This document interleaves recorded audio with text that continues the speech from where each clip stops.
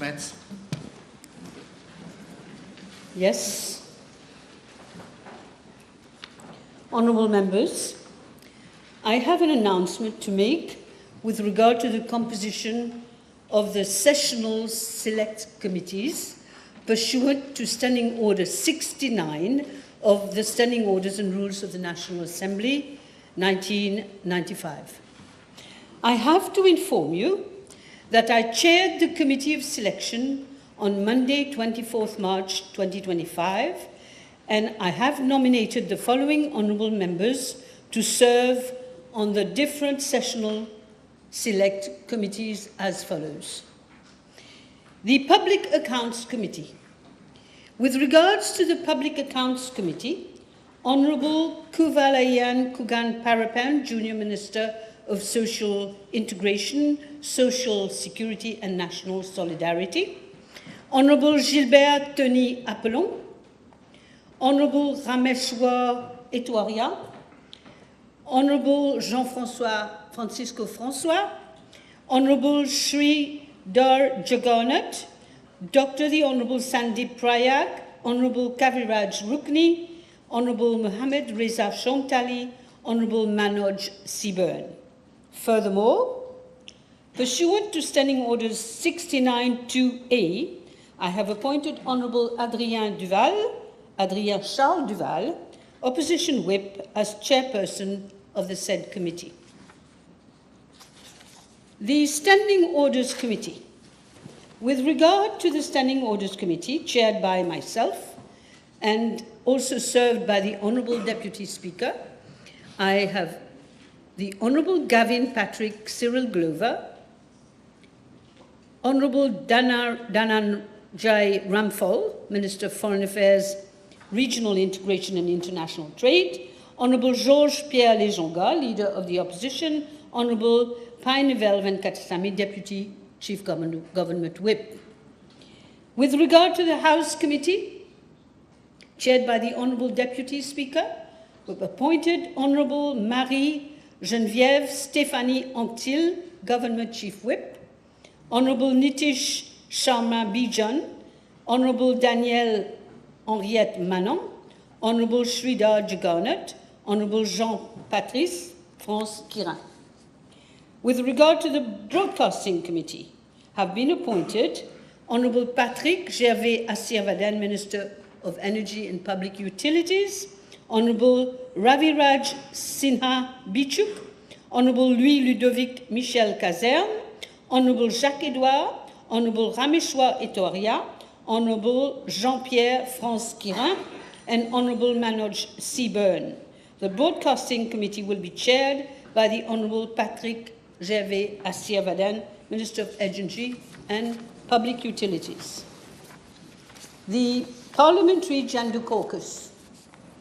With regard to the Parliamentary Gender Caucus, chaired by myself, and which is also served by the Honourable Deputy Speaker as Deputy Chairperson, have been appointed Honourable Johanna Marie Béranger, Junior Minister of Environment, Solid Waste Management and Climate Change, Honourable Eileen Karen Lee Chin Fu Kun Bacha, Junior Minister of Youth and Sports, Honourable Anishta Baburam, Junior Minister of Gender, Equality and Family Welfare, Honourable Mrs. Marie-Véronique Le Govin, Junior Minister of Arts and Culture, Honourable Marie-Geneviève Stéphanie Anctil, Government Chief Whip, Honourable Adrien Charles Duval, Opposition Whip, Honourable Honourable Chetan Anand Babulal, I'm sorry, my eyes are not so good,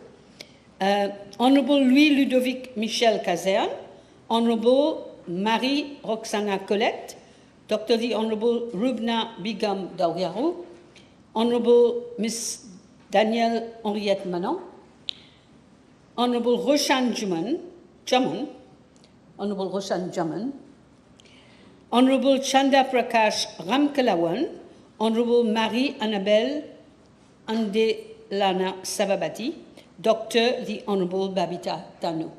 These, of course, have been appointed by the Selection Committee. Thank you. Papers have been laid. Questions? Honourable Leader of the Opposition. Thank you, Madam Speaker. Madam Speaker, I've given notice of the following private notice question addressed to the Minister of Health and Wellness, whether in regard to chikungunya and dengue fever, he will state the number of registered cases thereof as a date, indicating if they are local or imported ones. B, protocols put in place at the airport and the port for the detection thereof, indicating since when. C, measures put in place for the prompt detection thereof island-wide. And 2, efficient management of reported cases thereof in government hospitals and health institutions, private clinics and private practitioners. And D, measures taken to quell the outbreak thereof and protect the public at large. Thank you, Madam Speaker. Yes, Honourable Minister. Madam Speaker, Chikungunya virus is an arbovirus transmitted by Aedes aegypti and Aedes albopictus mosquitoes. First identified in Tanzania in 1952, the virus has since spread to tropical and subtropical regions worldwide, causing sporadic outbreaks with significant public health and economic burdens. Dengue is also a viral infection transmitted to humans through the bite of infected mosquitoes, Aedes albopictus, which is the same vector for chikungunya transmission. While many dengue infections are asymptomatic or produce only mild illness, the virus can occasionally cause more severe cases and even death. Madam Speaker, a first case of chikungunya was reported on 15th of March 2025 at La Prenaise. It was a 37-year-old lady residing at La Prenaise, Tamarin. She was admitted in a private clinic as she was suffering from fever, joint pains, and had skin rashes. Appropriate treatment was given to the patient. Public health measures were immediately initiated. The patient was put under mosquito net and provided with mosquito cream. Contact tracing exercise was carried out to identify all persons who were in close contact with the patient. 22 contacts were identified. In addition, vector control measures such as fogging, larviciding, and mist blowing were also carried out in the vicinity of the locality and the places affected persons had visited recently. An entomological survey was simultaneously carried out by the Vector Biology and Control Division of my ministry. Moreover, a multidisciplinary outbreak investigation team was set up to search for additional cases in the neighborhood. A second case was identified on 20th of March 2025, a male patient of 45 years residing at EDC Rivière, working at Tamarin, close to the first case. The patient attended Victoria Hospital with symptoms of fever and joint pains. Subsequently, a third case was reported 21st of March 2025, a female patient residing at Royal Road, Tamarin, was suffering from fever and joint pains. On 22nd March 2025, 2 more cases were reported, a male patient of 73 years residing at Royal Road, Péribert, and another male patient of 68 years residing at Tamarin, both complaining of fever and joint pains. On 24th of March 2025, 3 new cases have been reported. As a total, we have 8 reported cases of chikungunya. I'm informed that 5 have recovered and have been discharged. The remaining 3 are stable. Madam Speaker, as regards dengue, a first case was reported on 21st of March 2025. A patient residing at Plaine Mayon and admitted at Jawaharlal Nehru Hospital. The patient was immediately put under mosquito net and given mosquito cream. A contact tracing exercise was carried out once again to identify persons who had been in close contact with the patient. 3 close contacts were identified and the exercise is still going on. Subsequently, 2 cases were identified on 22nd, 23rd and 24th of March 2025, both persons residing in the same street as at the first patient. Both patients have been admitted at Jawaharlal Nehru Hospital. Fever survey and all public health measures have been initiated by the Public Health and Food Safety Inspectorate and the Vector Biology and Control Division of my ministry. As at to date, 3 cases of dengue have been registered, out of which 1 has recovered while the 2 others are still admitted and under care. In short, Madam Speaker, with respect to Part A of the question, the number of registered cases of chikungunya and dengue fever are 8 and 3 respectively, and all these cases are local ones. As regards Part B, The following protocols have been put in place at the airport and the port since they had come into operation. All incoming passengers are screened for the following diseases at the health counters of the airport and port: avian flu, chikungunya, dengue, filariasis, malaria, plague, yellow fever, cholera, monkeypox, Ebola, Marburg, SARS, MERS, COVID-19, Zika. Data captured include name, local address, contact number, country of origin. All data are captured through the Power Business Intelligence System daily from the online digital all-in-one form or its printed version, then transmitted to respective district head officers on the same day. Health surveillance activities are conducted by both the Public Health Food Safety Inspectorate for non-vector-borne diseases and the Health Surveillance Cadre for vector-borne diseases. There are actually 97 health surveillance officers in post for the surveillance of vector-borne diseases. Health surveillance activities are carried out through physical visits where body temperature, personal data, blood sample, blood smears or blotting paper are taken and dispatched to the Central Health Laboratory. Blood samples are then sent to the laboratory for examination as soon as possible. The National Health Surveillance System has been reinforced. Number of persons put under surveillance from January to February 2025 are as follows. Surveillance, cholera surveillance 2,542, malaria surveillance 13,840, Ebola surveillance 355, Zika surveillance 8,772, and Chikungunya surveillance 3,673. Dengue surveillance 5,632, plague surveillance 6,403, SARS avian flu 6,531, other diseases 37,701. Madam Speaker, I regard Part CED to be noted that chikungunya and dengue are notifiable diseases under Section 42 of Public Health Act 1925, which imposes mandatory requirement for notification of suspected cases by treating doctor of both private and public sectors of my ministry. In addition, as part of the ongoing surveillance, my ministry has implemented the Integrated Diseases Surveillance and Response Strategy, wherein 11 priority diseases, including chikungunya and dengue, are reported to the Communicable Diseases Control Unit, which operates under the purview of my ministry. Since there was an outbreak of chikungunya in La Réunion Island, and with the influx of large number of passengers therefrom, a case definition of the disease was circulated to all doctors in the public and private sectors in Mauritius and Rodrigue. Continuous medical education was carried out in all health institutions of both private and public sectors. An operational plan was revised for the prevention and control of chikungunya, was operated and approved in February 2025 in view of the exponential increase in the number of cases in Réunion Island since the beginning of this year. The plan was reviewed with special focus on chikungunya and has been amended in view of the impending operationalization of the Public Health Emergency Operations Center to include components such as incident management system, rapid response team at both regional and national levels. The operational plan provides for strengthening of surveillance, capacity building, and risk communication, and community engagement during the inter-epidemic seasons. The operational plan has been circulated to allow for a standard approach at the management of an outbreak. Even before the detection of the first case, I wish to inform the House that on 16th January 2025, I chaired a multi-sectoral meeting on vector-borne diseases to enhance coordination among other ministries, including agro-industry, environment, tourism, local government, public utilities, amongst others.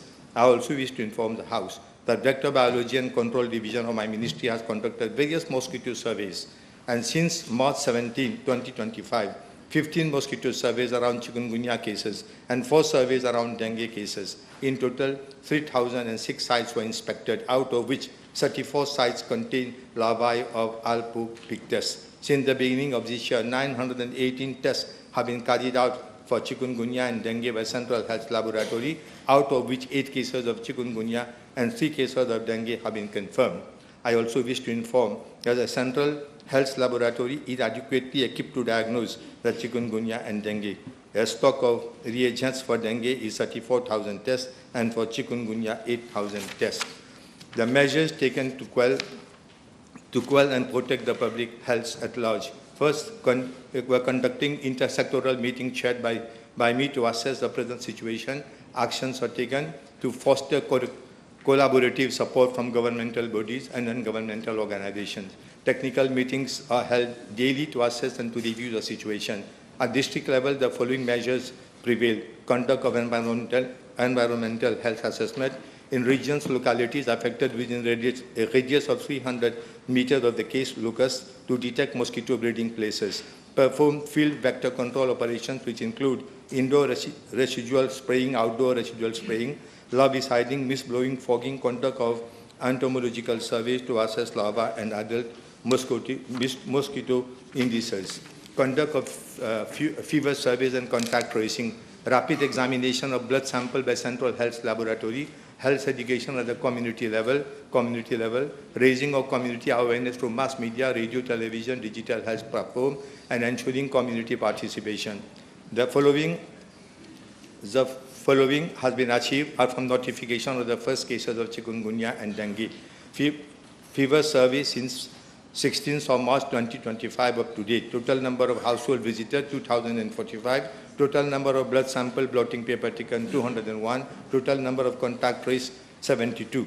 Notices served upon author of nuisances. Total number of notices served 25. Total number of water notices served 111. Statement of nuisance served upon local authorities and other government institutions. Total number of statement of nuisances served 62.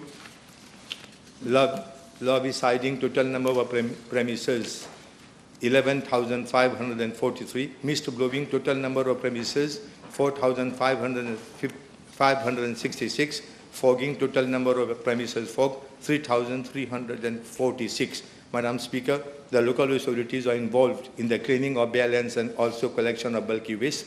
They are also responsible for cleaning of drains as per established program of work in collaboration with the Land Drainage Authority.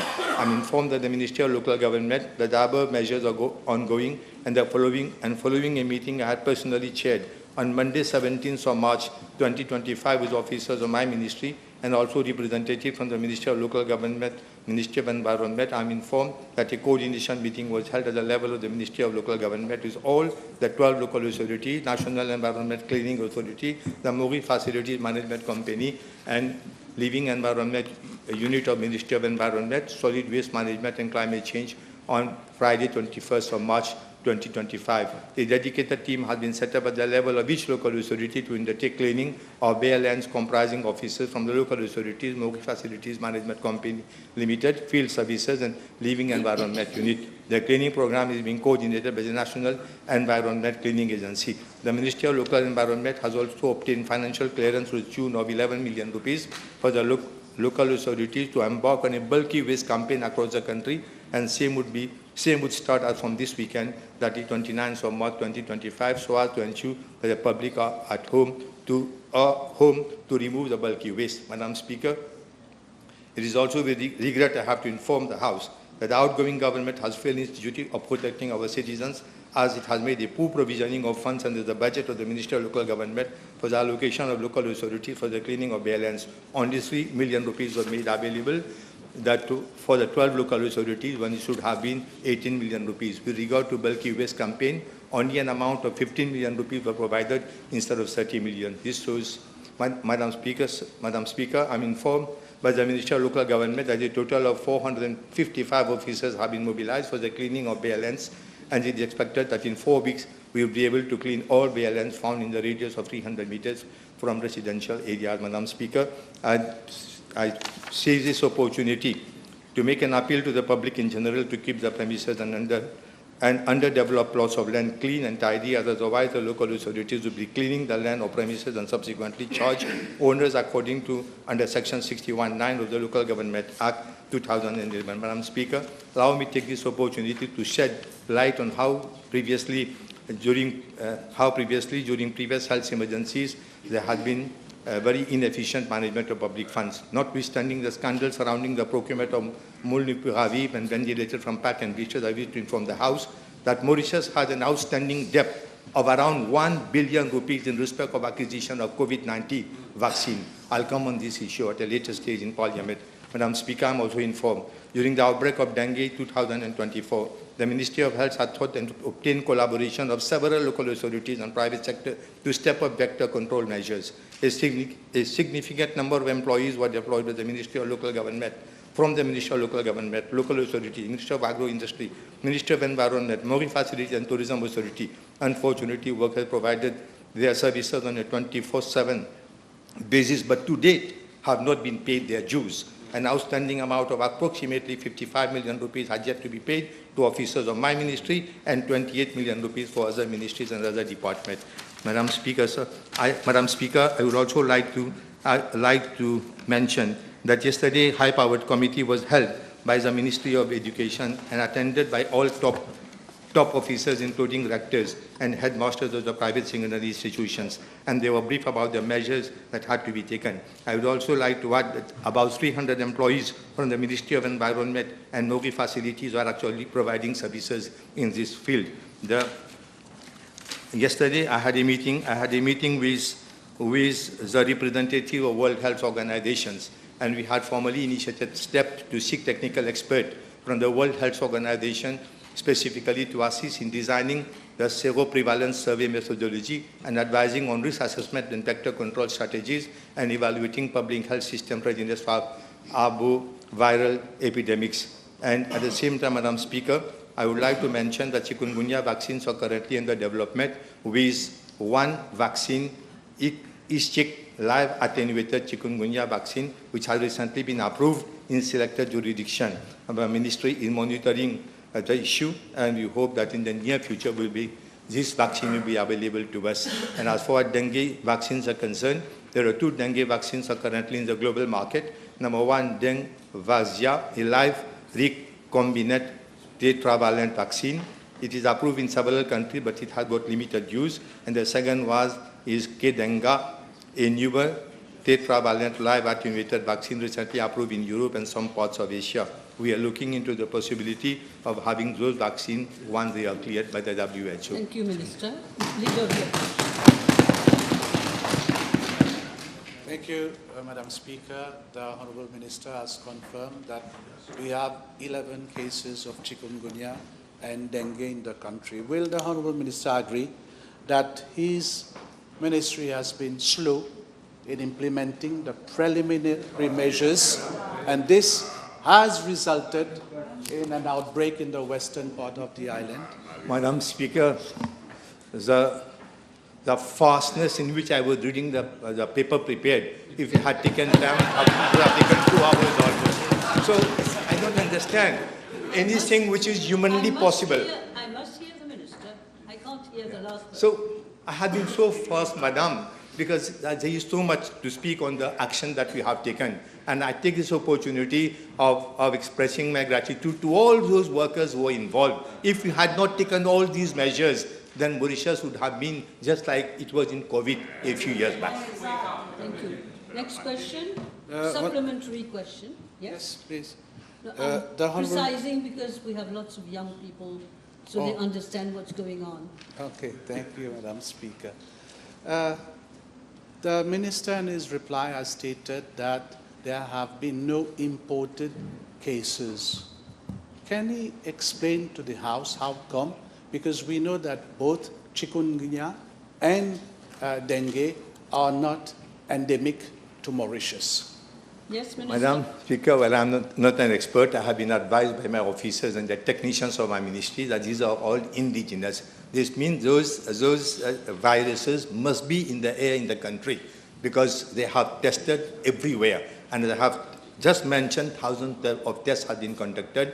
Up till now, we haven't got any trace of that coming from abroad. If that had been the case, definitely I would have mentioned it. And those cases which are coming from abroad, important ones, are easier to control than those which are indigenous in the country because you don't know from where it comes. And that is the reason why we had to go throughout the nook and corner of the country, and we have to do the larviciding and the spread, larviciding and other cleaning works. Yes, do you have another one? Yes, Madam Speaker.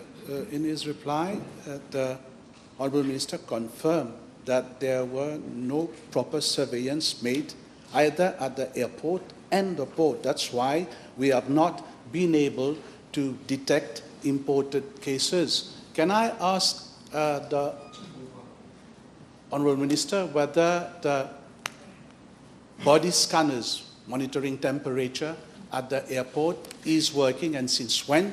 Because we know that on a daily basis we have some 10 flights coming from Reunion Island, and as at date we have some 10,000 cases in Reunion Island of chikungunya. Madam Speaker, number one, I was very, very clear in my language, very simple. I didn't say that we have not controlled. Since the very beginning, we have taken all the action that needs to be taken. Port and airport. At both airport and even in places where there have been many crowds also, there have been regular testing work has been going on, but I maintain that there hasn't been any imported cases. And secondly, as far as the airport is concerned, many times even the Prime Minister drew my attention to this, there were no outbreak of any virus, had been drawing my attention to the fact that you have to be very careful at the airport, and I can guarantee the House that all that needs to be done, all that is humanly possible has been done. There's, earlier they had put some, I don't know what was that, some camera was put, some equipment was put by the previous government, but none of them are working today. In the afternoon, I'm going to reply a question which was asked to me. Yes. Okay. Yes, in his reply, the Honourable Minister made mention to an operational plan, and he stated that he had met stakeholders of government. Can I ask him whether there has a task force has been set up comprising not only of government bodies, but also of stakeholders in the non-health sectors? Madam Speaker, I just mentioned that I had presided 2 meetings, and at the same time the local government at its own level, they are doing their best and they are trying to rope in. They are trying to rope in the private sector. Similar is the case, I had forgotten to mention, the case with the Ministry of Tourism. I have got a paper with me where it mentioned that the Ministry of Tourism has also made an appeal to all the private sector to come forward and to help us. So we can't say that the private sector is not being roped into. Everywhere, wherever the private sector is found, we are making an appeal to them, and they are openly supporting us. And definitely in the days to come, if the situation, I hope it won't be like that, the situation goes bad, then of course we are going to take additional measures. As at now, I can tell you that the private sector is fully on board, and particularly local government, environment, and the Ministry of Tourism, including my ministry, we are doing the work. We had one. Will you let then we already have one. The Honourable Minister said that he had a meeting with his colleague Minister responsible for education. Can I ask the Honourable Minister whether his ministry has started fogging and larviciding in our educational institutions? In many places where the need was felt, the work has already started. And if you feel, for example, in the north, there is one institutions which we have in mind, we have to go fast. We are going to do it today. So it all depends, wherever the need is felt, we are going. At one go, we cannot take up all the institutions, but we have to go step by step. But I assure the House, if anyone has got anything to say, any request to make, we are going to immediately implement whatever we have to do. Okay, Honourable Member, yes. Speaker, given that the health diseases such as chikungunya has devastating impact on industries such as the tourism industry, which is already hurting, will the minister consider bold measures, like in India, to introduce genetically modified non-reproductive mosquitoes to kill off that species of mosquitoes, porteur chikungunya, immediately? Madam Speaker, we haven't arrived at till that situation.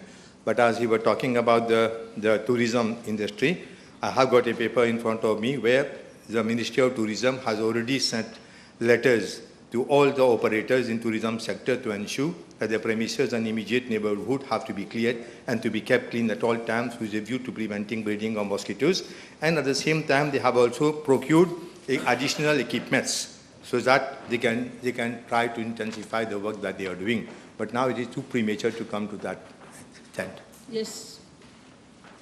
Merci, Madame la Présidente. Est-ce que le ministre a émis des directives claires aux cliniques privées et à cet effet? Et qu'est-ce qui est prévu si ces mesures ne sont pas respectées? Merci. You know, according to our existing legislations, The private clinics, they are bound by the decision taken by the government. And my officers, the important officers, that is the responsible officers, are monitoring the situation, and repeatedly we are inquiring from the different private clinics as to the step that they have taken in order to help patients who are getting admitted there. Yes, Mr. Francois, then Dr. Omir. But, okay, I think we can make it. Thank you, Madam Speaker. Madam Speaker, following the detected 11 cases in Mauritius, this makes Mauritius as well as vulnerable for an outbreak at any time. Being given that the Regional Assembly have only administration for health, may I ask the Honourable Minister whether, first, he is aware of any recent reported suspected case from Maurice, and secondly, whether the Ministry has also activated strict control measures together with local authorities in Maurice for people traveling to Maurice from Mauritius, as at times on the plane, health cards are not being distributed. And if you allow me, whether he will request Regional Assembly for a foreign... He can't answer 5 questions. One question. I'm trying to put all in one. Please, let him answer the first question. Now, Madam Speaker, sir, I would like to add up one thing, because I'm informed by my officer that sterile mosquitoes are being developed and released in the atmosphere. As far as this question is concerned, of course, Roderick forms part and parcel of our country, our republic, and whatever is being done in Mauritius, definitely it will be implemented the same in Roderick. I can assure the Honour. And at the same time, I'm sending a few officers to Roderick for that purpose. Well, second question. Come on. I was going to ask whether he will request Regional Assembly for ref sensitization and awareness campaigns for mass media and community at large to quell any outbreak at any time. I look into it. Yes, Dr. Omir. Thank you, Madam Speaker. With regard to detection of chikungunya in the private sector and private health institutions, currently only rapid antigen testing is being carried, and subsequently they are then referred to the central lab. May I ask the Honourable Minister whether he could extend the facilities of PCR testing within private institutions so that we have a real value of the number of positive cases in the country? Thank you. The answer is in the positive. Okay. Okay, yes, Honourable Leader of the Opposition. Thank you, Madam Speaker. May I ask the Honourable Minister whether patients suffering from chikungunya are being treated in the same ward as other patients, or is there a separate wards for those patients? You know, those patients who are admitted in the hospitals, they are kept a bit separately from the other patients. It's catching. They are detached from the other patients. Yes, naturally. You have one more? Yes, okay. Not much time left. Specific to senior and vulnerable citizens, can I know what are the measures being envisaged to protect our citizens from an outbreak of that chikungunya in the country? Madam Speaker, all the measures that I have just enunciated, these are the measures that we are taking everywhere. But in fact, for those old age, then special attempt will be made. Well, through propaganda, through television, through radio, we are trying to communicate with everybody. And I'll see to it that in all the healthcare institutions where normally they come for consultations, they will be looked into properly. Last question. Thank you. Madam Speaker, now that the Minister is aware of sterile mosquitoes, may we know how many mosquitoes have been released under the program since the outbreak to date? Madam Speaker, sir, it is difficult to count mosquitoes. I'm very sorry to say I can't count mosquitoes. Of course, I didn't hear what the Minister said. I'm sorry, Minister. Maybe it was recorded, but I didn't hear you. Please. It's difficult for me or my ministry to count the number of mosquitoes that have been released.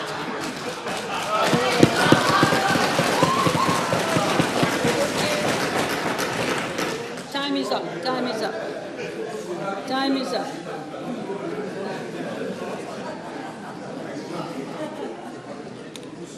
Yes, so now, Honourable Jaman. Thank you, Madam. Question B197, please. Madam Speaker, in the government program under the subtitle Restoring Integrity in the Gaming Industry, we have undertaken to restore public confidence in the gambling regulatory authority, particularly in regard to its oversight on the horse racing industry. Relevant amendments will be brought to the Act to ensure that the GRA operates as a trustworthy regulator in the gaming and betting industry in a transparent and accountable manner. Madam Speaker, the Gambling Regulatory Act of 2007 has inter alia the following objectives: promoting public confidence in the integrity of horse racing industry by ensuring proper standards of conduct and competence, ensuring that gambling is conducted in a fair and transparent manner, fostering responsible gambling in order to minimize harm caused by gambling, and promoting the welfare and leisure of race-going public. It is worth reminding the House, Madam Speaker, that under the last regime, the GRA, instead of furthering its objectives, this is why I spelled them out in the Act, developed an incestuous relationship with some in the gambling world. The GRA became a den of notorious agents at the service of the political masters. From 2015 to 2024, the GRA totally destroyed public confidence in the gaming industry and the horse racing industry. In fact, it literally decimated horse racing in Mauritius. It acted more as a gambling promoting authority, dishing out various licenses in every nook and corner of the country. That is how the then government, if you remember, said they want, in 2015, said they want to prevent Mauritius becoming a nation jugadera. This is precisely what they did. Regarding part A of the question, I'm informed by the Gaming Regulatory Authority that a total number of 186 licenses has been issued. I'm sorry. Thought it was a mosquito. It was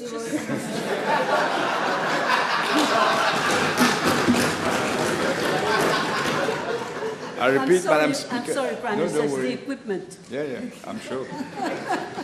Like everything else in this country, everything is falling apart.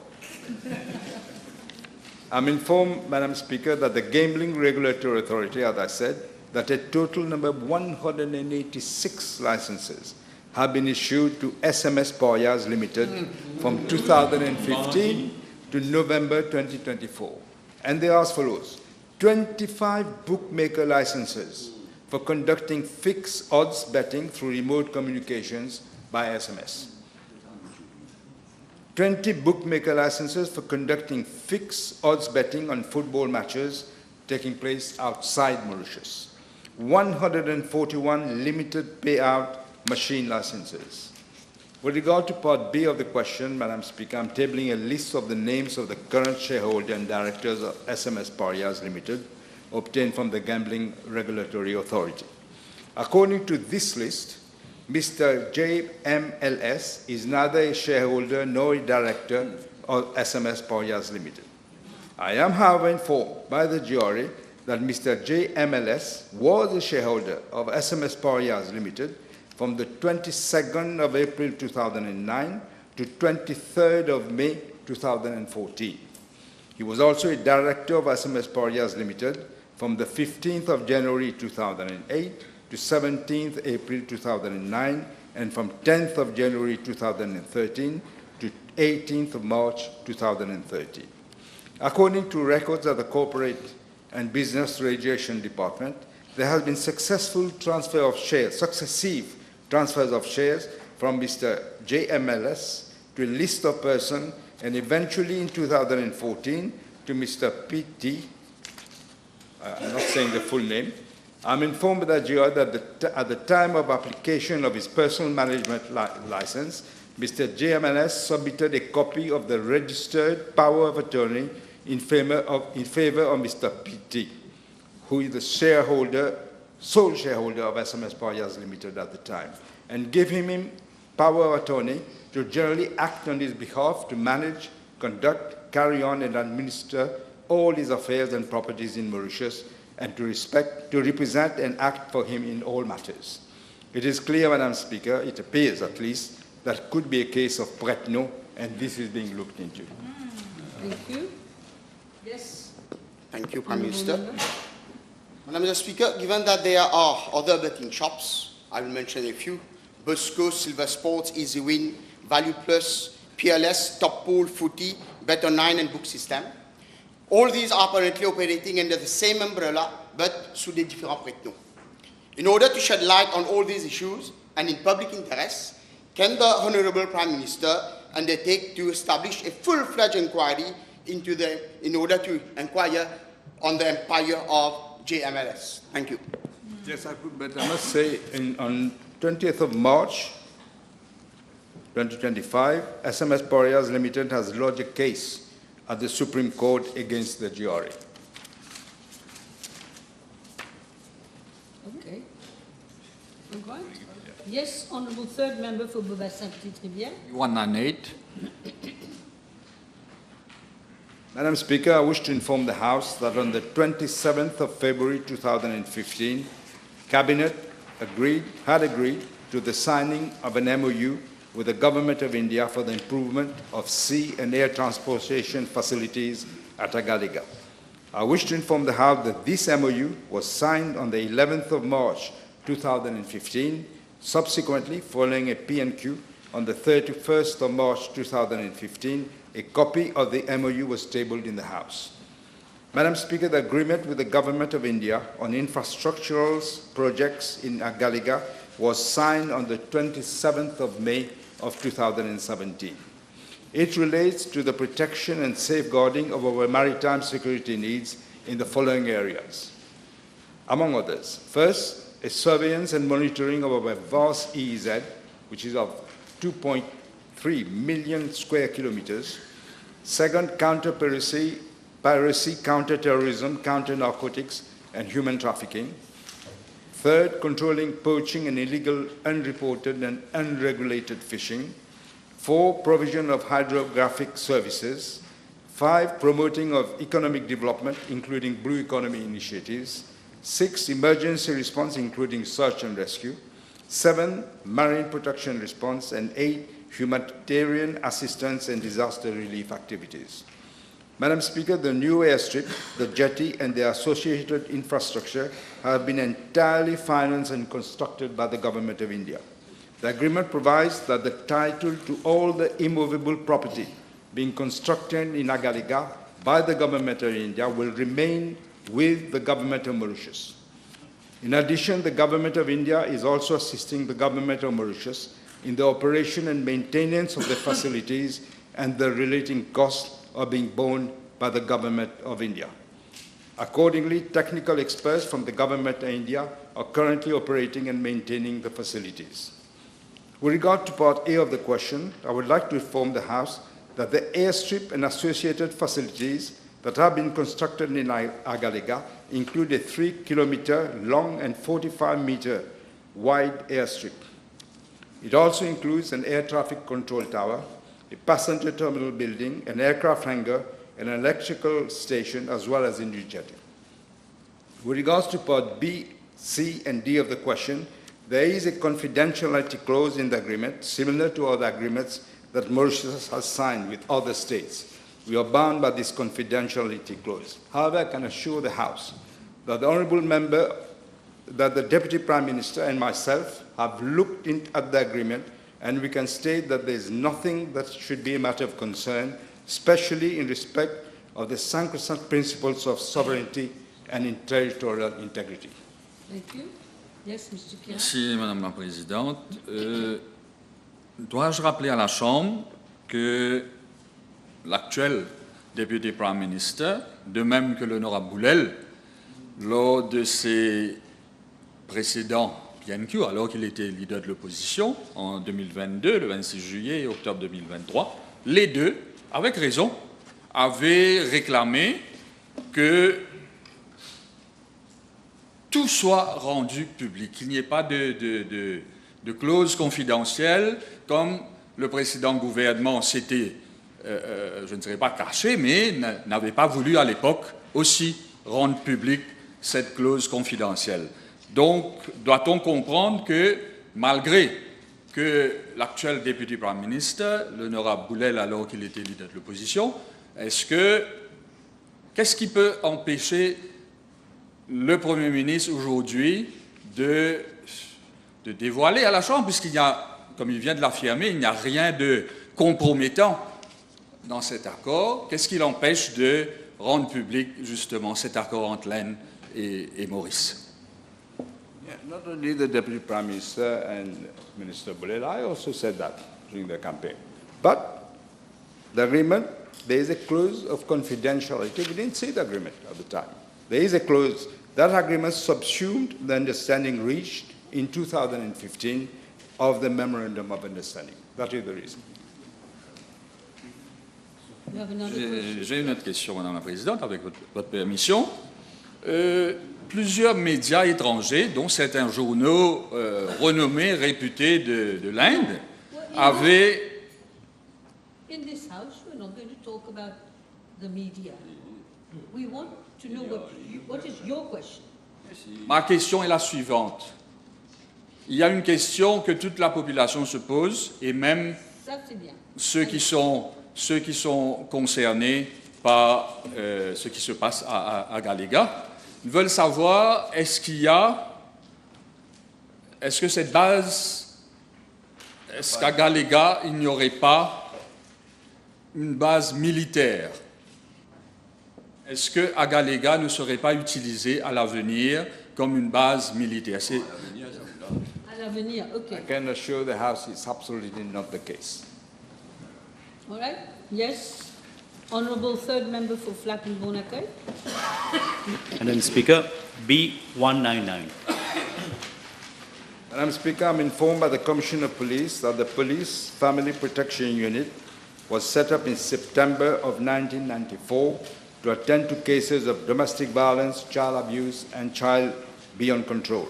However, over the years, with an increase in the number of cases of child abuse, another unit, the Brigade pour la Protection des Mineurs, was set up in May 2004 to deal particularly with cases of child abuse and juvenile delinquency. Both units were operating under the aegis of the Central Criminal Investigation Department. With the promulgation of the Children's Act, the Child Sex Offender Register Act, and the Children's Court Act in the year 2020, the Child Protection Act of 1994 and the Juvenile Offenders Act of 1935 have been repealed. Consequently, the role and responsibilities of the Police Family Protection Unit and the Brigade pour la Protection des Mineurs were replaced by a new unit under the appellation of Brigade pour la Protection de la Famille in January of 2022 in order to implement the provisions under the foregoing legislations. However, the Brigade pour la Protection de la Famille was assigned new responsibilities to include the implementation of the recommendations of the National Strategy and Action Plan of 2020 to 2024 on the elimination of gender-based violence and to work with other relevant stakeholders such as the Ombudsperson for Children's Office of the Director of Public Prosecutions, and the Ministry of Gender Equality and Family Welfare, among others. To ensure effective service delivery, 10 subunits of the Brigade pour la Protection de la Famille have been set up by the police in strategic locations throughout the island, including Rodrigues. Madam Speaker, with regard to Part A1 of the question, I'm informed by the Commissioner of Police that since the inception of the Brigade pour la Protection de la Famille in January 2022, cases of child abuse are being addressed in a professional manner and there is proper coordination among the various stakeholders. The staff are given adequate local and overseas training to handle such cases and to fine-tune their cognitive, interviewing and investigating skills to be able to interview and record statements from victims. They have adopted a victim-centered approach to prevent secondary victimization and stigmatization.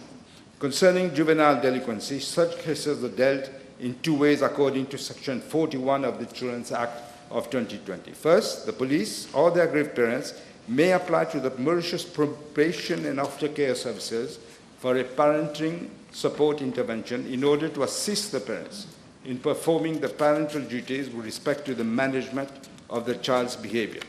Thereafter, for this purpose, the probation officers make an assessment of the child's behavior, and if the outcome of the assessment is favorable, a report is submitted to the police. And second, if the outcome of the assessment is unfavorable, the report is submitted to the Protection Division of the Children's Court for the issue of a preventive intervention order by the magistrate, which may include, among others, placement in an institution in accordance with the Probation of Offenders Act, attending drug or alcohol treatment or mental health counseling plan, participating in group activities, including counseling, and complying with such order as the magistrate may determine. As regards part A2 of the question, it is envisaged to reinforce the strength of the Brigade pour la Protection de la Famille with additional resources to enable this unit to further meet the growing demands for their services. Neighborhood officers at police stations will be encouraged to act as family liaison officer for profiling and identifying children with deviant behaviors and for referring them to the relevant agencies for follow-up and counseling. During sensitization campaign, members of the public will be encouraged to tip off the police of suspected cases of child abuse and child exhibiting antisocial behavior for remedial actions. Regards part B of the question, in view of the increasing number of complaints being received concerning the follow-up of children beyond control and domestic violence cases, the whole system is being reviewed. Thank you. Yes. The Honourable Fourth Member for Port Louis North. Yes, B200. Yes. Madam Speaker, the Police de l'Environnement is established under Section 14 of the Environment Act of 2024 to provide for the Director of Environment such assistance as may be required in order to enforce the environmental law. The duties and responsibilities of the Police de l'Environnement include the enforcement of environment-related legislations and pollution prevention, sensitization on environmental issues, investigation into breach of environmental laws, and attending to public complaints on such matters. On the 1st of October 2022, the following two regulations on environment protection relating to noise pollution were promulgated.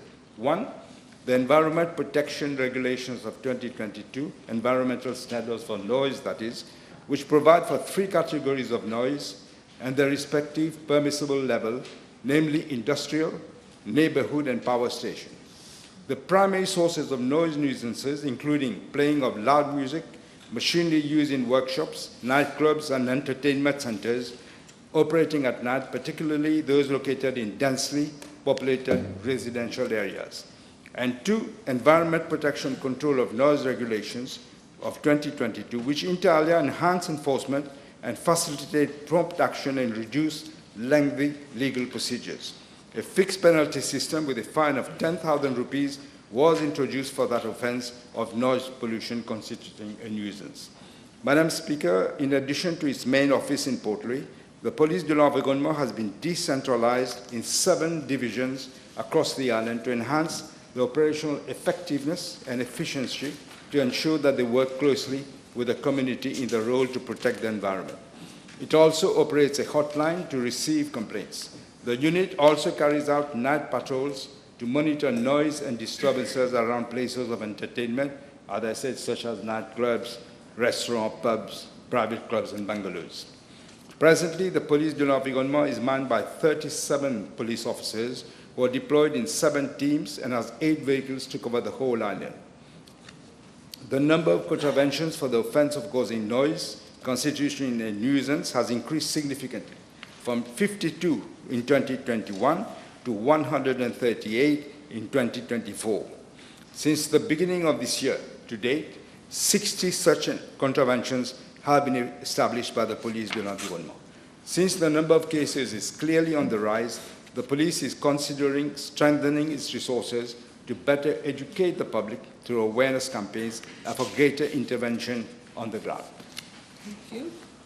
Your next question? No. Supplementary. You want to supplement? Yes. Madam Speaker, the Prime Minister will agree that 4 officers spread along 3 shifts, police shifts. So at any one shift, during one shift, 1 police officer is not nearly enough.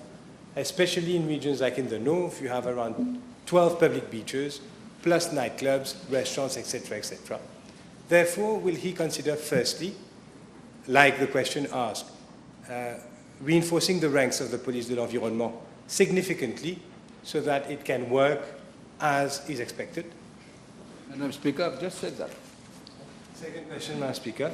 Pending the reinforcement to occur, will the Prime Minister ensure that no more police stations are equipped with noise detectors so that they may enforce the laws without having to wait for the police de l'environnement, for example, to issue a contravention subject to having a noise detection emittance to ascertain that the person is in contravention? Will he consider equipping those police stations immediately pending the reinforcements?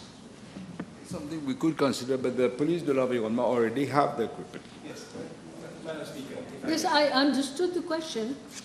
If I may, Madam Speaker, we've established there's only one per shift. So therefore, pending that it is reinforced, a simple solution now would be to equip the police Don't station. tell the Prime Minister what to do. Ask him a question. But that is the question, whether he will consider. Prime Minister, would you like to I elaborate? can't say I understood the question. I thought I already answered it, but say it again. I'll answer. Thank you. Let me rephrase. The question, Prime Minister, that I think I understand is can we give these, this type of equipment to police stations, not to police of environment? But then, Is that the question? I'm not sure. Pending that, clearly they are understaffed, pending a reinforcement at the level of the police de l'environnement, and given the number of cases on the rise, will the Prime Minister, it's an easy fix, ensure that police stations, no more police stations, are equipped with noise detectors so that they can enforce the law? That's what I just said. It is for the police de l'environnement to go and check. It's not for the Honourable the Gentleman. police officers in the station that go and check. It's the police de l'environnement. Let's get your next question. Shh. Let's get your next question. Madam Speaker, I'm informed by the Commissioner of Police that crackdown on motorcyclists riding without helmets or motorcycles with modified loud exhaust or without license plates on public roads are being conducted regularly. These operations involve the deployment of the traffic branch, local police, emergency response services, the divisional support unit. The teams are reinforced by the SMF and the special support unit whenever required. An average of 300 crackdown operations are conducted monthly, island-wise, against motorcyclists. I'm also informed, Madam Speaker, by the Commissioner of Police that a three-pronged strategy comprising enforcement, education, and multi-sector partnership have been put in place to address road safety issues. These include conducting targeted, visible, and covert operations at road accident hotspots, setting up a road safety watch schemes in collaboration with the local community to identify probable black spots and instances of reckless driving, conducting crackdown operations with involvement of various units of the police force, performing SNAP, alcohol test and drug test operations, and carrying out sensitization campaigns on road safety through face-to-face forums, mainstream media, and social media. Madam Speaker, the crackdown operations and the three-pronged strategy deployed by the police are yielding results. From January 2024 to March 2025, a total of 9,142 crackdown operations were conducted, including 4,218 specifically targeting motorcycles. During these operations, the following contraventions were established: 1,431 for riding without helmets, 1,541 for riding motorcycles with loud exhaust, 4,622 for riding motorcycles without license plates. The situation is being carefully monitored, and if need be, legislation will be revised to impose higher penalties on offenders. Yes, I have. I've only got 5 minutes left. If you ask one or two questions, nobody else will be able to speak. Well, thank you. Madam Speaker, the Prime Minister, the figures given are concerning. Thousands of contraventions. However, the problem persists. Will the Prime Minister consider the use of safe city cameras to pinpoint the areas where there are recurrences. I can tell the Prime Minister, many areas close to where I live myself, where there are recurring... Question. You can do that privately. Where motorcyclists are using their motorcycles without helmet, without number plates, loud exhaust, and the police is not effectively cracking down on that. So your the question is whether he will use the safe city cameras to ensure that the police are in fact being efficient and not just rely on what the local stations are saying. That is enough. Safe city cameras. In fact, Madam Speaker, the safe city cameras are not now being used to spy on people, but to, in fact to see things like that, and they are being used for that. Okay, next question, Mr. Honourable First Member for La Caverne and Phoenix. Thank you, Madam Speaker. B202, please. Madam Speaker, in regards to Part A of the question, I'm informed by the Acting Director General of the Mauritius Ports Authority that as at date there are 27 idle fishing vessels lying in the port for more than 1 year. With regard to Part B of the question, idle vessels do not have certificate of seaworthiness and insurance cover and accordingly pose serious environmental risks, navigational and fire hazards as well as security threats. To discourage the long stay of fishing vessels, on the 16th of January of this year, the Mauritius Ports Authority has, under Section 32(5) of the Ports Act, directed the owners, the agents or representatives of the 19 fishing vessels to take reasonable steps to remove the vessels and to settle all accrued port charges within 15 days. 7 fishing vessels are subject to an inquiry by the Financial Crimes Commission for asset recovery. The remaining 1 fishing vessel is a matter of foreign arbitration proceedings. The advice of the Attorney General's Office is being solicited by the Mauritius Ports Authority to proceed with the disposal of these idle vessels in accordance with the provision of the Ports Act. I'm informed by the Acting Director General of the Mauritius Ports Authority that an amount of 4 million rupees, representing parking fees due by the owners of the 27 idle vessels, is still outstanding. In addition, an amount of 227,295 has been incurred by the Mauritius Ports Authority in terms of publication of notices.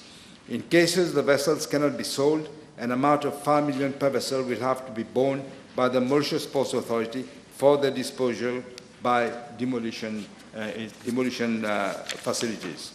Madam Speaker, the Mauritius Ports Authority is working closely with the Ministry of Agro-Industry, Food Security, Blue Economy and Fisheries to ensure that the measures are put in place to deter the presence of idle fishing vessels in the port. Thank you. Yes? That is okay? Yes? We got 2 minutes left. Honourable Fourth Member? Yes. 2 minutes. Thank you. B203. Madam Speaker, in regard to Part A of the question, I'm informed by the Commissioner of Police that as from 11th of November 2024 to 24th of March 2025, 31 cases have been reported to the police which relate to incidents on members of the public on public beaches. Of these, 22 resulted in physical injury, including 1 case of an ill treatment of a child and 1 case of death, and 9 related sexual abuse cases, out of which 8 involved minors. I'm also informed that 15 persons have been provisionally charged and the inquiries are ongoing. With regard to Part A of the question, I'm informed by the Commissioner of Police that in order to maintain law and order on public beaches, the police is implementing the following measures.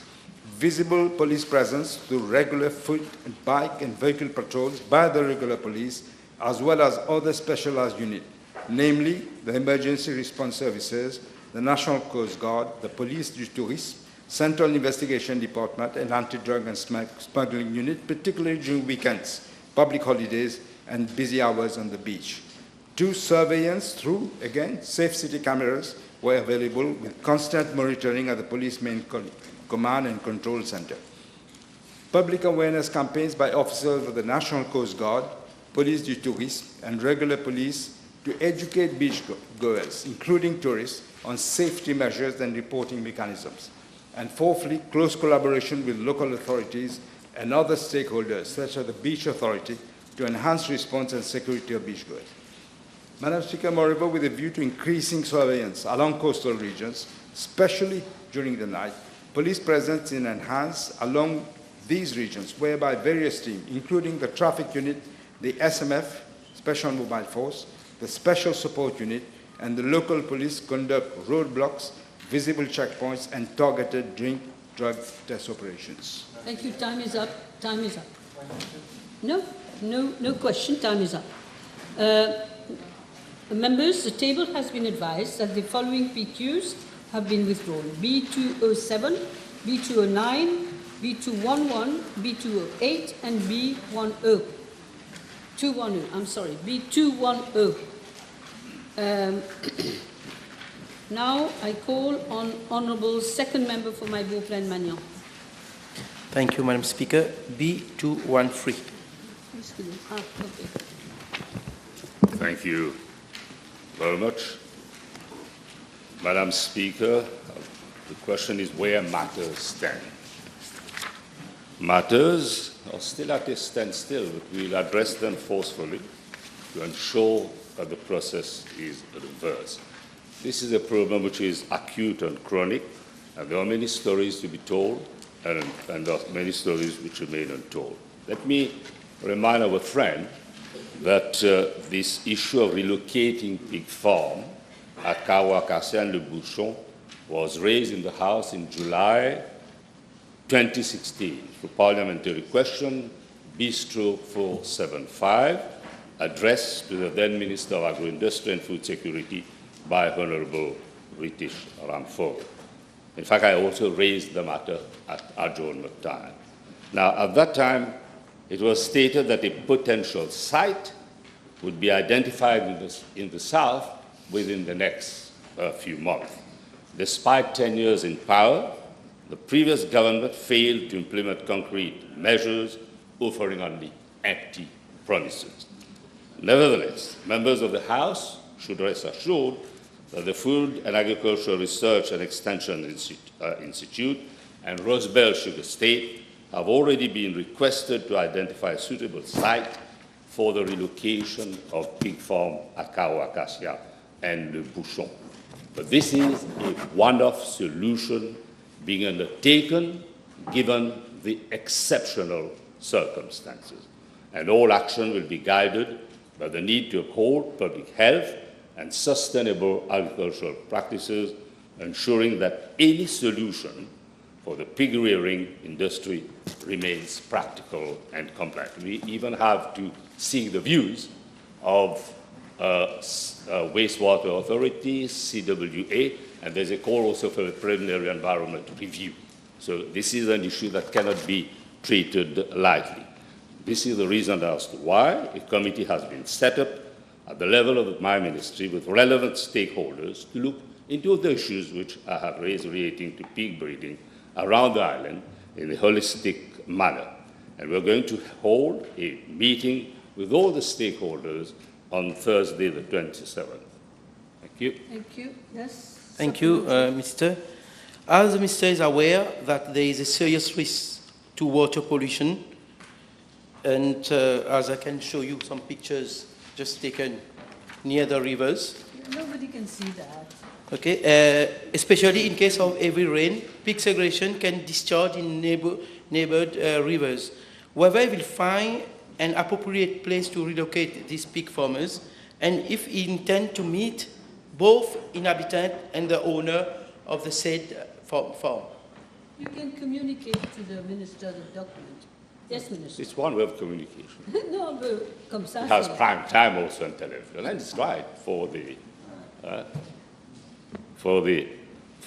constituents. Now, as I've stated, this is a problem which needs to be addressed forcefully in a meaningful and effective manner. Hence, the relevance of this committee which is going to be set up, because there are many other issues. I've raised the problem of contamination of underground water, and this is an issue that has to be treated with all the finesse and delicacy it entails. Okay?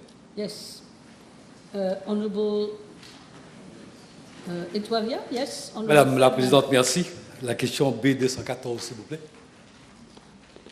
Madame la Présidente, Oui.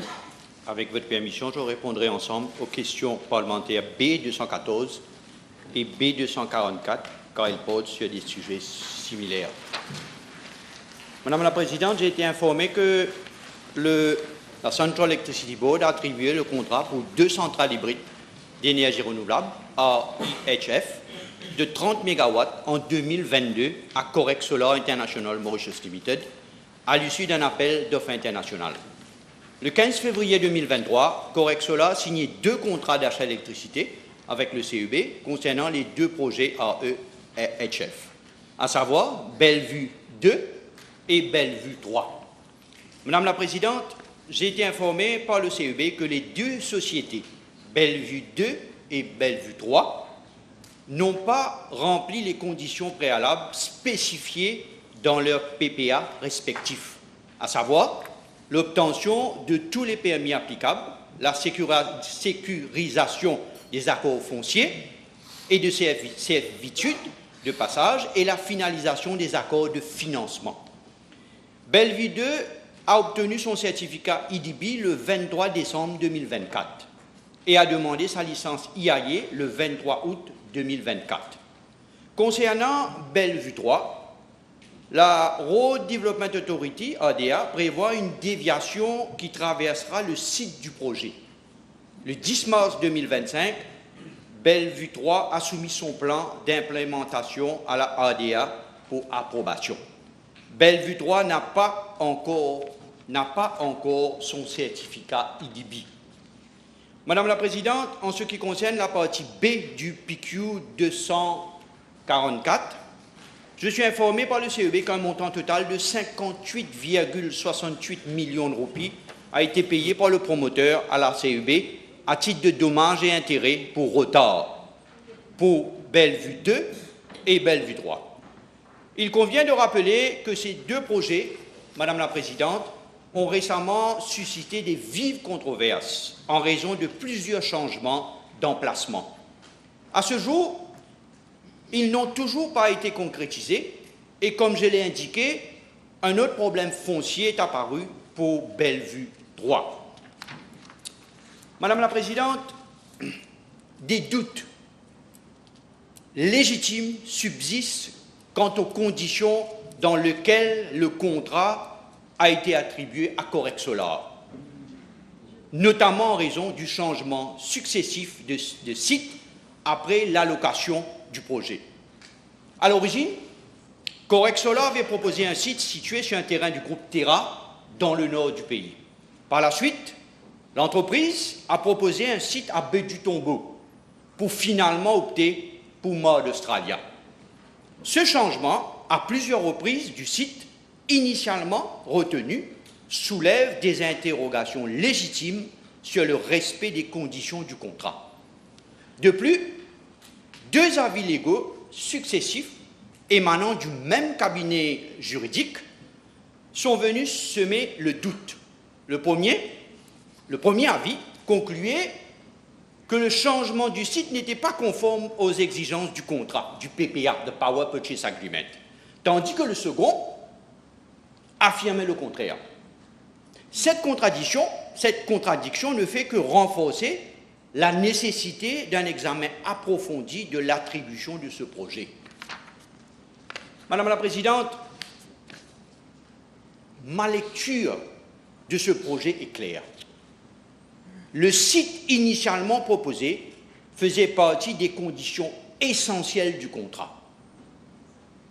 Et toute modification ultérieure aurait dû être réglementée par un cadre légal sans ambiguïté. Un autre élément préoccupant concerne les permis nécessaires au projet, que Correct Solar n'a pas obtenu dans les délais impartis. En conséquence, l'entreprise a pris du retard dans la réalisation du projet, ce qui a impacté sur la planification énergétique du CEB. Le CEB comptait sur une production de 60 MW de ce projet pour son mix énergétique. Or, face à ces retards, le CEB ne peut pas attendre indéfiniment et qu'il y est donc contraint d'examiner d'autres alternatives pour garantir un approvisionnement énergétique stable. Face aux nombreuses irrégularités potentielles relevées, j'ai décidé de solliciter l'avis légal du State Law Office afin de déterminer si les implications juridiques entourant l'attribution de ce contrat cela ont été respectées. Cette démarche vise à clarifier plusieurs points essentiels. D'abord, tous les compétiteurs ont-ils bénéficié du même traitement lors de l'appel d'offres? Les clauses du Power Purchase Agreement, le fameux PPA, ont-elles été scrupuleusement respectées? Les avis légaux contradictoires peuvent-ils être justifiés? Et en dernier lieu, pour quelles raisons et dans quel cadre le CEB a-t-elle sollicité 2 avis légaux? Okay. Yes, honorable member. Madame la Présidente, puisque le ministre a déjà dit qu'il y avait beaucoup de controverses autour de ce contrat, est-ce que le ministre a-t-il une idée pourquoi le CEB est en train de s'obstiner à aller de l'avant avec ce contrat? Et je comprends maintenant que le ministre va chercher un avis du State Law Office, mais je ne comprends pas pourquoi le CEB est en train de s'obstiner à vouloir aller de l'avant avec le contrat. Short and sweet. Comment? Short and sweet. Oui, Madame la Présidente, j'ai énuméré les zones d'ombre et j'ai donné aussi ma lecture de la situation. Je ne suis pas de formation légale. Je dirais que nous avons pris la décision de référer ce cas au State Law Office. À la lumière, je peux promettre à l'honorablement qu'à la lumière des avis qu'on aura, les advice qu'on aura du State Law Office, le gouvernement prendra une décision très rapidement. Yes.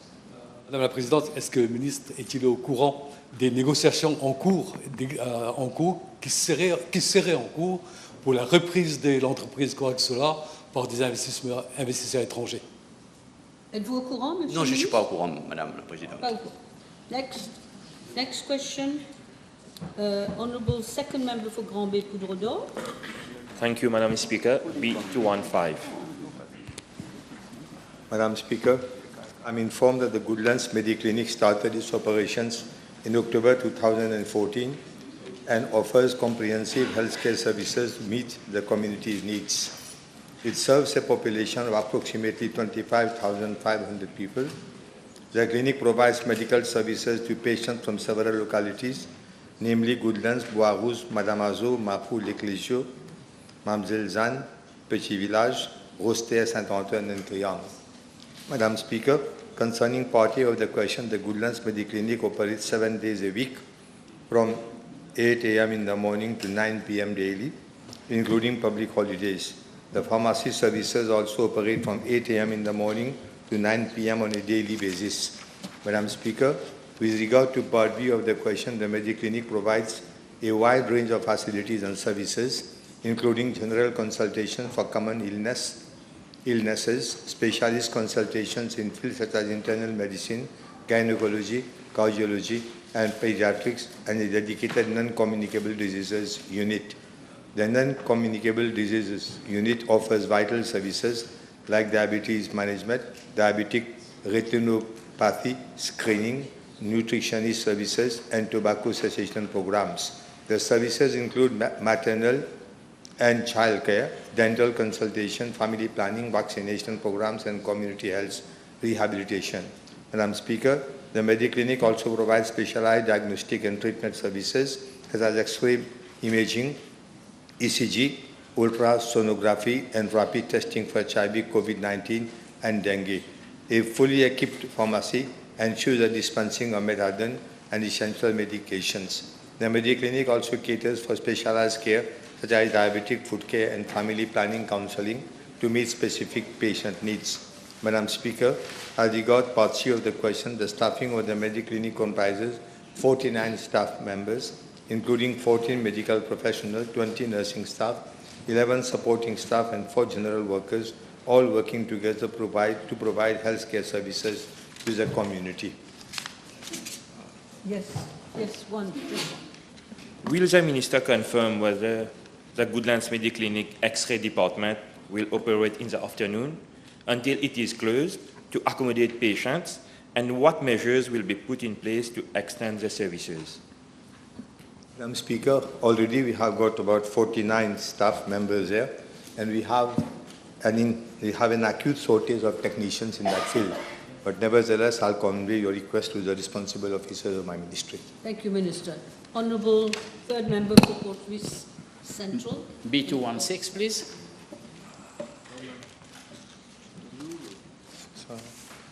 Madam Speaker, I'm informed by State Trading Corporation that in April 2020, the then General Manager of the corporation was requested by Permanent Secretary of the Ministry of Commerce and Consumer Protection to initiate action for payment of 11 units of body temperature measurement thermal camera solution procured from both Digital Company Limited for the total amount of 6,600,000 exclusive of VAT. The Board of State Trading Corporation approved the payment of the invoices on 3rd April 2020, and payment was effected by the State Trading Corporation as follows. On 3rd April 2020, an amount of 690,000 for one thermal camera. On 6th April 2020, an amount of 4,200,000 representing 70% of total invoice amount of 6 million rupees for 10 units of thermal camera. The remaining 30% amounting to 1,800,000 was paid on 25th November 2020. The State Trading Corporation has also informed that upon instruction from the National Task Force Committee COVID-19 chaired by the then Prime Minister, one thermal camera was installed at the entrance of the Prime Minister's Office for Security Control of Visitors and Guests, whereas the other 10 units were delivered back to my ministry in hospitals and clinics. Madam Speaker, as regard part B of the question, I'm informed that all the thermal cameras were put to use and were installed as follows. Health Region number 1, one unit was delivered at Dr. A.G. Jitu Hospital and one at the Subramaniam Bharati Eye Hospital at Mocha. Both are out of use. The one at Dr. Jitu Hospital since 2023 and the one at Mocha since 2022, and both units are faulty.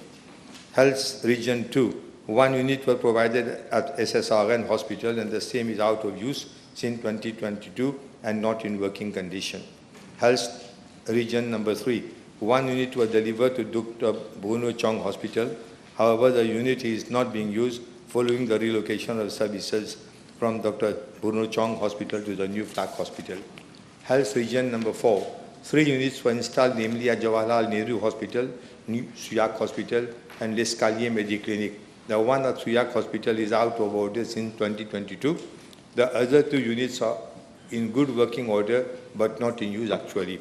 Health Region 5, 1 unit of thermal camera was installed at the entrance of Accident and Emergency Department of Victoria Hospital.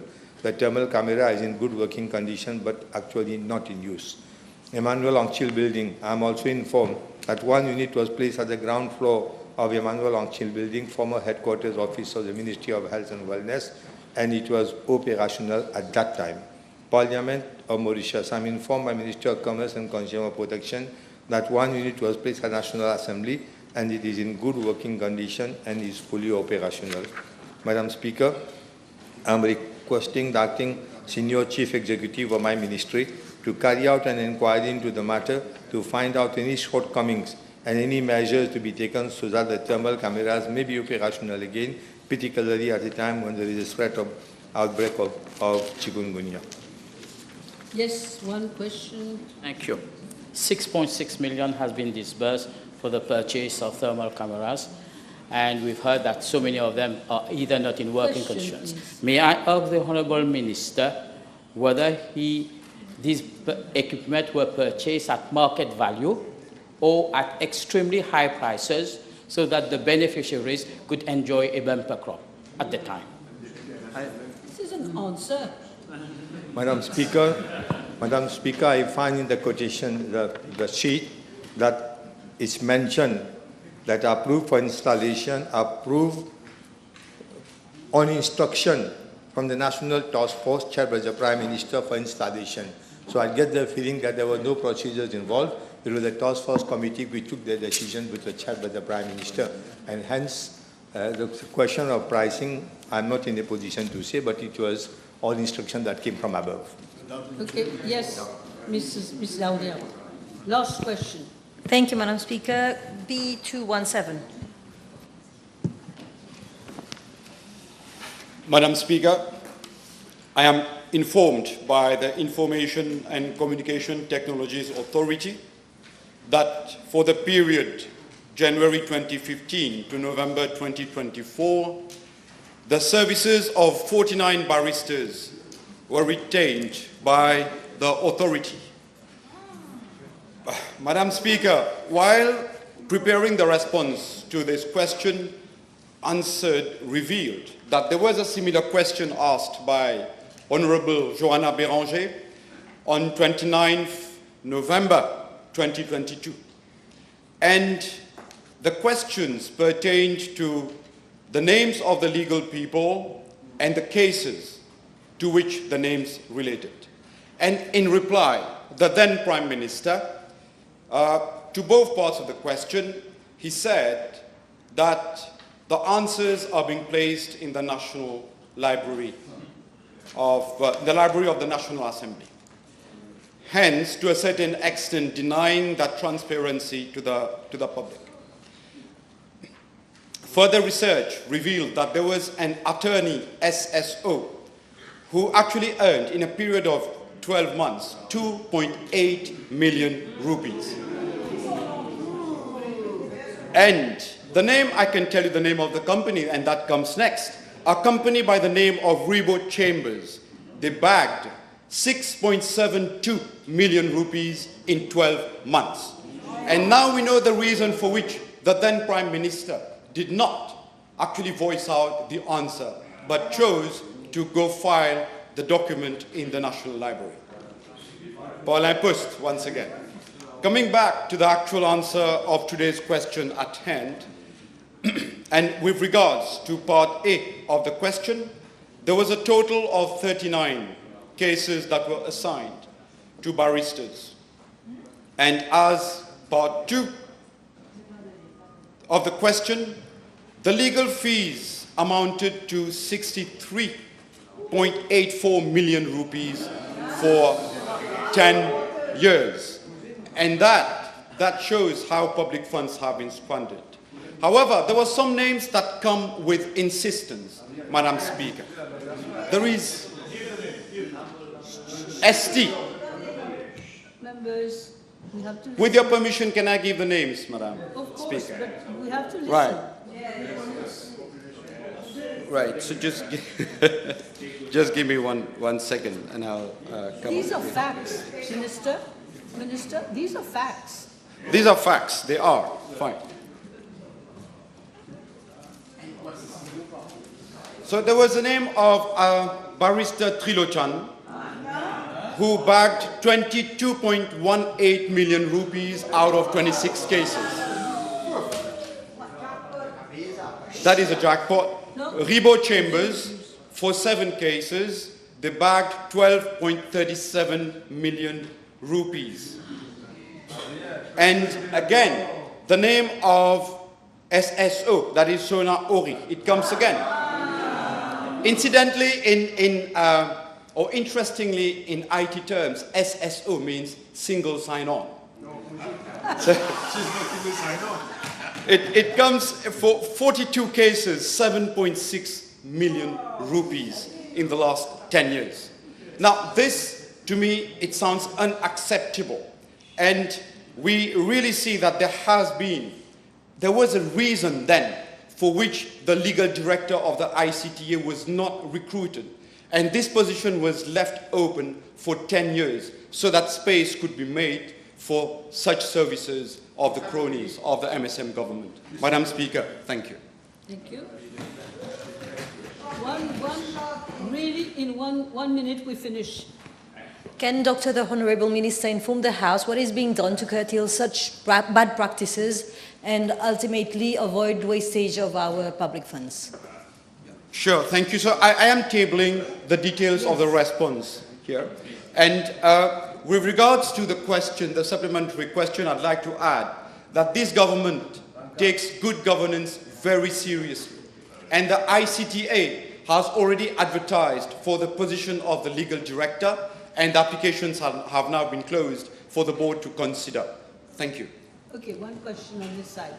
He caught my eye. Being given that large amount of money has been paid, which is a matter of public concern, would the Honourable Minister consider in the public interest to disclose the name of those beneficiaries and the amount that has been paid? He will table the answer. He said he will table the full answer. Yeah. What has been tabled actually pertains strictly to the question asked. But with regards to the supplementary question, I will table additional information, Madam Speaker. Thank you very much. I suspend the sitting for 1.5 hours. Bon appétit.